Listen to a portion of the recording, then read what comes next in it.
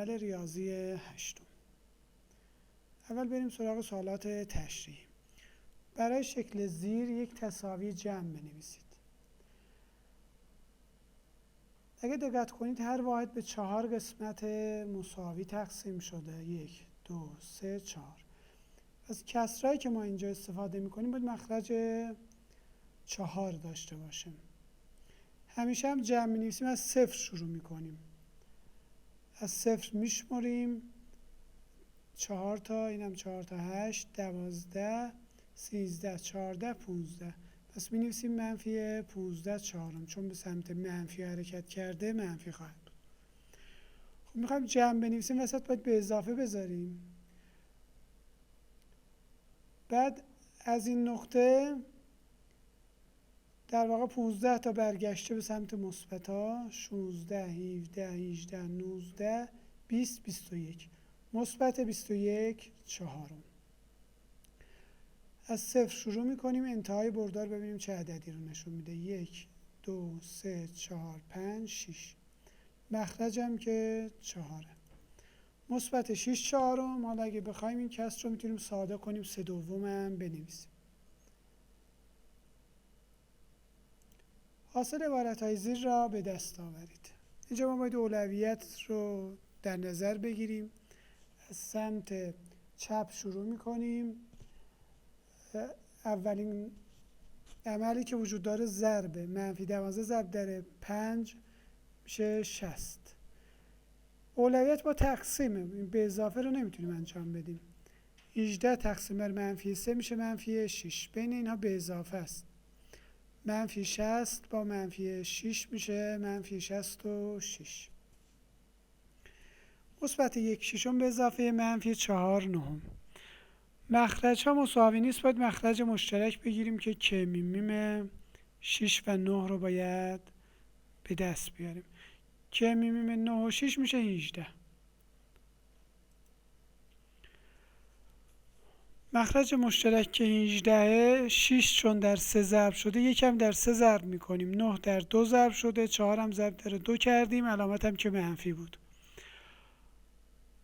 مخرج های مساوی یعنی 18 رو می نویسیم، صورت هم 3 منهای 8 میشه منفی 5.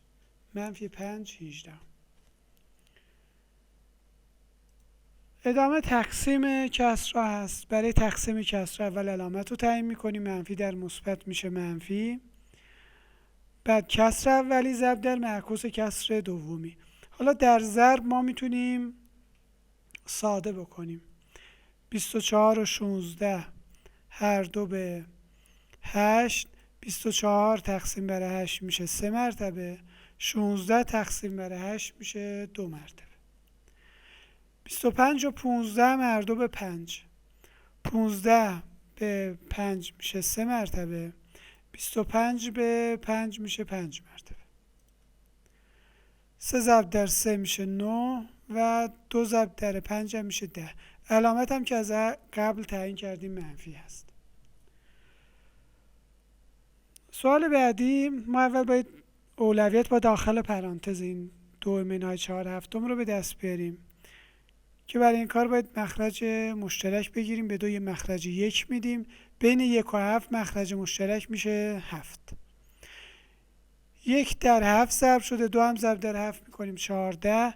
این مخرجش تغییر نکرده، صورت هم تغییر نمیکنه. 14 منهای 4 میشه 10 مساوی 10 هفتم. پس به جای پرانتز اولی باید 10 هفتم رو بنویسیم. ضرب در مثبت 21 دهم. باز تو ضرب میتونیم ساده بکنیم، یعنی اول باید حتما ساده بکنیم. 10 و 20 هر دو به 10. 10 تقسیم بر 10 میشه 1. 20 تقسیم بر 10 میشه 2. 7 و 21 هم هر دو به 7 بخش پذیره.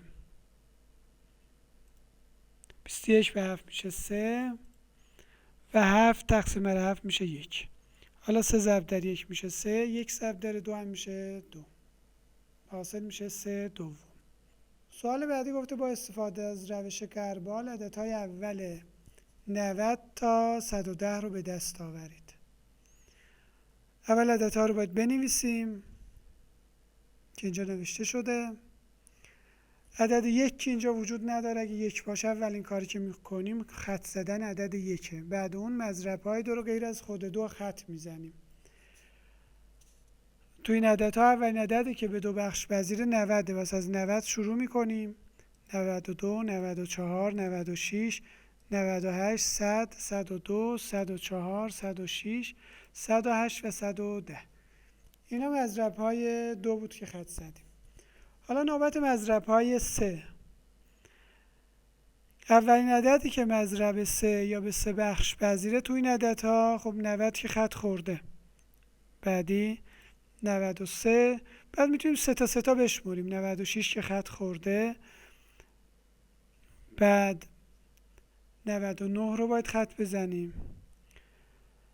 100 101 102 خط خورده. 103 104 105 رو باید خط بزنیم. 106 107 108 هم خط خورده. بعدی هم که دیگه 111 که اینجا نیست.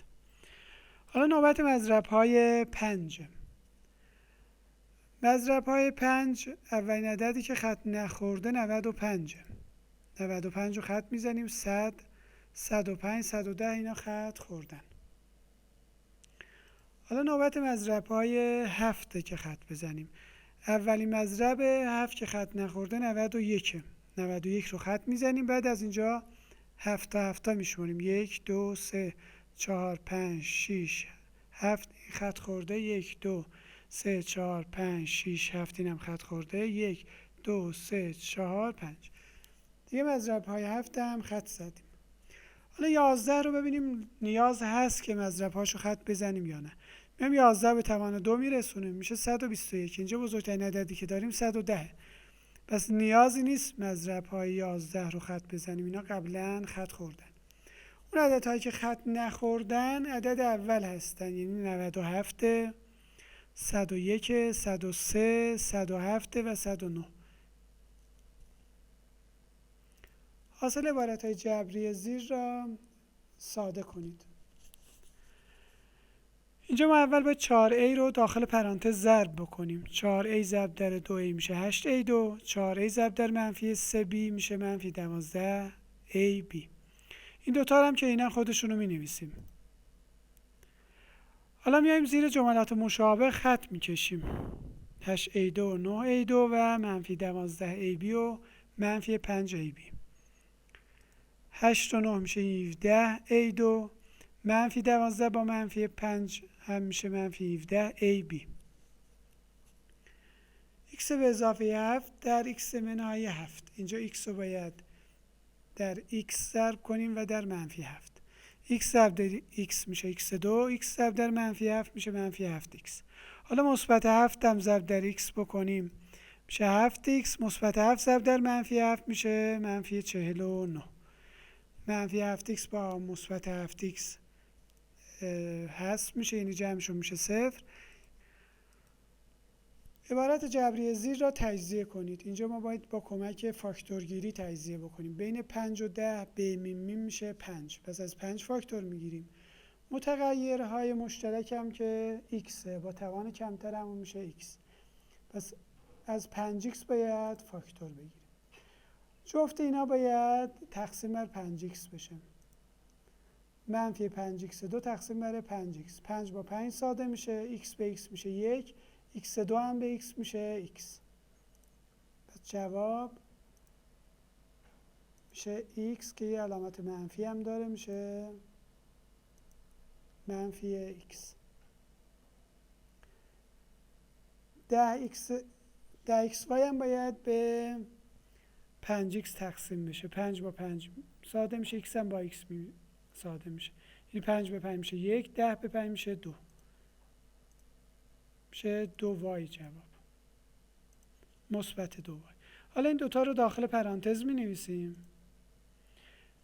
در واقع ما اومدیم این عبارت رو تجزیه کردیم، یعنی به صورت حاصل ضرب نوشتیم. معادله زیر را حل کنید. برای حل معادله باید بین 2 و 4 که میم رو پیدا بکنیم، یا بگیم مخرج مشترک بین 2 و 4 رو پیدا بکنیم که 4 هست مخرج مشترک. حالا طرفین تساوی رو در 4 ضرب میکنیم. 4 در 3/4 و همینطور در 5 باید ضرب بشه. 4 ضرب در 3/4 4 با 4 ساده میشه 3 و خود x هم که بنویسیم میشه 3x. 4 ضرب در 5 هم میشه 20. 4 باید در داخل این پرانتز هم ضرب بشه. 4 ضرب در 1/2 x و 4 ضرب در -3. این به 2 میشه 1، 4 به 2 میشه 2 میشه 2x. 4 ضرب در -3 میشه -12. x ها رو میاریم یه طرف، این 2x باید بیاد طرف اول و 20 هم بره طرف دوم تساوی که 2x شد منفی این ور اومد، مثبت 20 هم بردیم طرف دوم شد -20.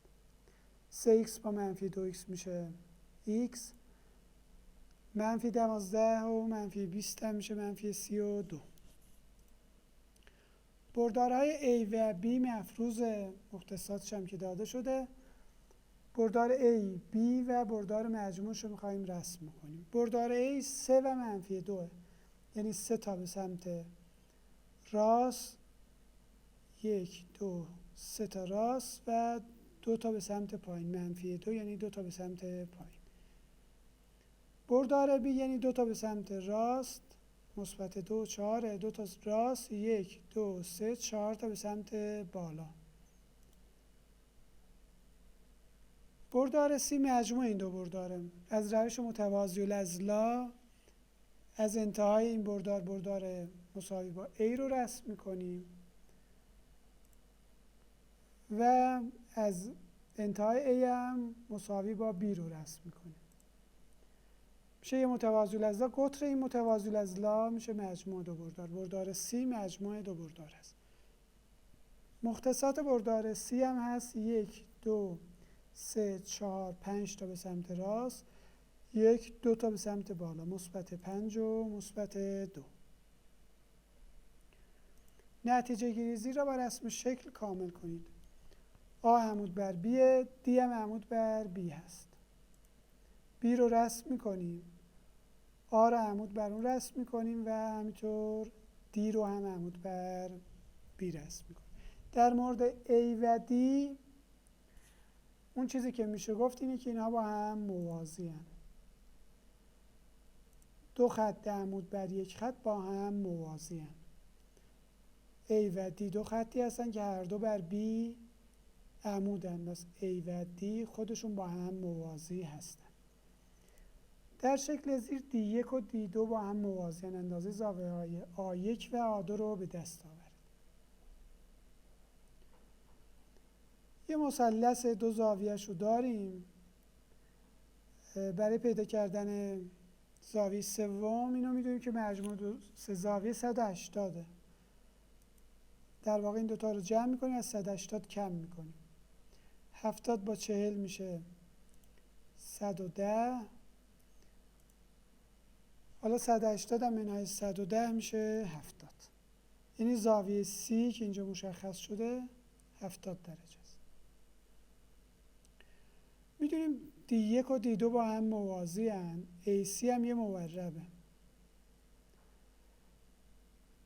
دو خط موازی رو یک مورب قطع کنه زاویه های تند مساوی ایجاد میکنه، یعنی این C و A2 زاویه های مساویش هستن. C که 70 بس A2 هم برابر 70 درجه میشه. دو خط D1 و D2 با هم موازی هستند. AB هم موربه. حالا این دوتا موازی و مورب AB. زاویه A1 و B با هم برابر. این 40 بس A1 هم میشه 40 درجه. با توجه به جدول مقابل به رابطه x و y جاهای خالی را کامل کنیم. y مساوی 7x منهای 5. به جای x تو این عبارت جبری باید -4 رو قرار بدیم دیگه. در واقع ورودی -4. 7x یعنی 7 ضرب در x. 7 ضرب در -4 میشه -28. -28 هم با -5 میشه -32. حالا بعدی خروجی رو داده، y رو داده. خروجی 37، ورودی رو میخوام ببینیم چیه. میدونیم وای مساوی 7x منهای 5، ورودی نمیدونیم چیه ولی خروجی یعنی وای 37. یه معادله است، از حل این معادله میتونیم مقدار x یعنی ورودی رو به دست بیاریم. منفی 5 رو میاریم طرف دوم، علامتش قرینه میشه، میشه مثبت 5. 37 به اضافه 5 میشه 42. 7x 42 است. x مساوی طرف معلوم تقسیم بر ضریب مجهول، یعنی 42 تقسیم بر 7 که میشه 6. خب x مثبت 6 و y منفی 32 به دست اومد. حالا بخش بعدی سوالای تستی هست. کدام گزینه درسته؟ قطرهای لوزی بر هم عمود هستن. قطرهای مربع هم دیگر رو نصف میکنن. قطرهای مستطیل با هم مساوی ان. قطرهای متوازی الاضلاع با هم برابرن. لوزی قطرهاش رو رسم بکنیم مشخصه که بر هم عمود هستن، مثل این درسته. قطرهای مربع هم دیگر رو نصف میکنن. قطرهای مربع چون مربع نوع متوازی الاضلاع بس قطرهاش هم دیگر رو نصف میکنه، بس این هم درسته. این نقطه در واقع وسط هر دوتا قطر. قطرهای مستطیل با هم مساوی اند. قطرهای مستطیل رو رسم بکنیم. الان ببینید این قطرها مشخصه که با هم برابرن. پس این هم درسته. قطرهای متوازی الاضلاع با هم برابرن. تو متوازی الاضلاع قطرها رو رسم بکنیم مشخصه که برابر نیست. این قطر بزرگتره. ببینید یکی از قطرها از دیگری بزرگتره. پس این غلطه. قطرهای متوازی الاضلاع با هم برابر هستن. این جمله اشتباه بود. معکوس عدد منفی 2 عدد صحیح 4/5 کدوم یک از این گزینه است؟ اول بریم اینو به کسر تبدیل بکنیم. 2 ضرب در 5 میشه 10، با 4 میشه 14. منفی 14/5. خب معکوس این رو میخواد دیگه. این جای صورت و مخرج رو عوض بکنیم. میشه منفی 5/14. بس جواب این هست. منفی 5/14. در روش غربال عدد 45 برای اولین بار در مضرب‌های کدوم یک از این عددها خط میخوره؟ ما اول مضرب‌های 2 رو خط میزنیم که 45 مضرب 2 نیست. بعدش مضرب‌های 3 رو خط میزنیم، 45 مضرب‌های 3. پس 45 برای اولین بار در مضرب‌های 3 خط میخوره. این درست.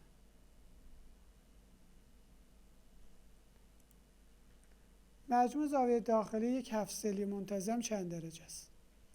خب اول فرمولش رو می‌نویسیم. n-های 2 ضرب در 180. این فرمول مجموع زاویه‌های داخلی چند ضلعی هست. به جای این 7 رو باید قرار بدیم. 7 منهای 2 ضرب در 180. 7 منهای 2 میشه 5. 5 ضرب در 180 میشه 900. پس جواب درست این هست. الف. متوازی الاضلاعی که 4 ضلع مساوی داشته باشه کدوم یکی از این هاست؟ خب مستطیل که 4 ضلع مساوی نداره. متوازی الاضلاع 4 ضلعش مساوی نیست. میمونه لوزی و مربع. اگه تعریف لوزی رو یادتون باشه، تعریف لوزی همینه. متوازی الاضلاعی که 4 ضلع مساوی داشته باشه. بس این درست تره. مربع هم 4 ضلع مساوی داره، ولی اینجا اگه گفته بود 4 ضلع مساوی و 4 علاوه بر اون خاصیت دیگه ای هم داره که زاویه‌هاش هم 90 درجه است. پس اینجا اگه گفته بود 4 ضلعی که 4 ضلع مساوی و 4 زاویه مساوی داشته باشه، اون موقع مربع رو می‌زدیم. این که با داشتن 4 ضلع مساوی حداقل میشه گفت لوزیه. برای اینکه بگیم مربع هست یا نه لازمه بدونیم زاویه‌هاش هم قائمه هست یا نه. با این اطلاعاتی که اینجا داده ما فعلا میتونیم بگیم لوزیه.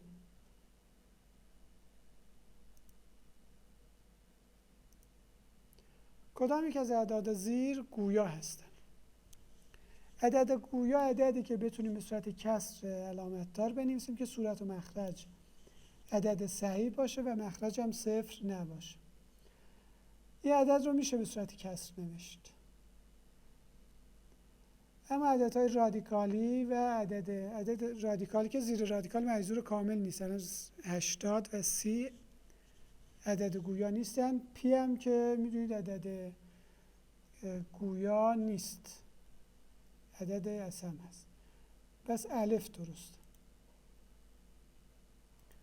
کدام شکل مرکز تقارن داره؟ برای اینکه ببینیم شکل مرکز تقارن داره یا نه میتونیم